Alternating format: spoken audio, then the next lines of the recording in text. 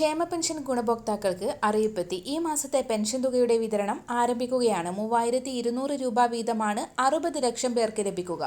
എല്ലാവിധ സർക്കാർ അറിയിപ്പുകളും നിങ്ങളിലേക്ക് എത്താൻ ഈ ചാനൽ സബ്സ്ക്രൈബ് ചെയ്യുക. ക്ഷേമ പെൻഷൻ നൽകാൻ തുക അനുവദിച്ചിരിക്കുകയാണ്. മെയ് മാസത്തെ പെൻഷനോടൊപ്പം ഒരു മാസത്തെ കുടിശ്ശികയും കൂടി ചേർത്താണ് ലഭിക്കുന്നത്. കേന്ദ്രത്തിന്റെ ഭാഗത്തു നിന്ന് തുക ലഭ്യമായ സാഹചര്യത്തിലാണ് പെൻഷൻ വിതരണം എളുപ്പമായിരിക്കുന്നത്. ജൂൺ 5-നകം വിതരണം പൂർത്തിയാക്കാനാണ് തീരുമാനം. ഇനി 2 മാസത്തെ കുടിശ്ശിക കൂടി ബാക്കിയുണ്ട്. 60 ലക്ഷം പേർക്ക് കൃത്യമായി സാമൂഹിക ക്ഷേമ പെൻഷൻ ലഭിക്കുന്നുവെന്ന് മുഖ്യമന്ത്രി കഴിഞ്ഞ ദിവസം വാർത്താസമ്മേളനത്തിൽ വ്യക്തമാക്കി.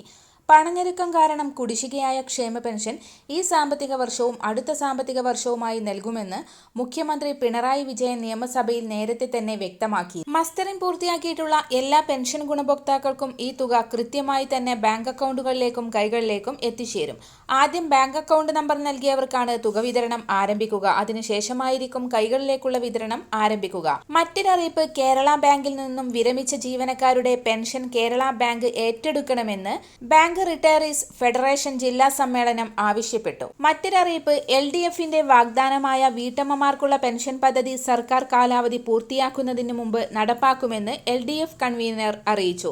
വീട്ടമ്മമാരുടെ ജോലി സമയം നിർണ്ണയിക്കാൻ പറ്റാത്തതാണ്. തൊഴിലെടുക്കുന്ന സ്ത്രീകളും അല്ലാത്തവരും വീട്ടിനകത്ത് എത്രയോ മണിക്കൂറാണ് ജോലി ചെയ്യുന്നത്.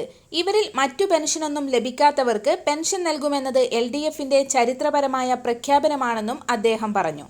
62 ലക്ഷം പേർക്ക് സാമൂഹിക സുരക്ഷാ പെൻഷൻ നൽകുന്ന സംസ്ഥാനമാണ് കേരളം. കേന്ദ്രത്തിന്റെ സാമ്പത്തിക ഉപരോധം മറികടന്നും അധിക വരുമാനം കണ്ടെത്തിയുമാണ് ഇത് സാധ്യമാക്കുന്നത്. എല്ലാ പ്രതിസന്ധിയും മറികടന്ന് പെൻഷൻ അതാത് മാസം തന്നെ വിതരണം ചെയ്യാനാണ് സർക്കാർ തീരുമാനം. വരും ദിവസങ്ങളിലെ ഇൻഫോർമേറ്റീവായ വാർത്തകൾക്കായി ഈ ചാനൽ സബ്സ്ക്രൈബ് ചെയ്യുക.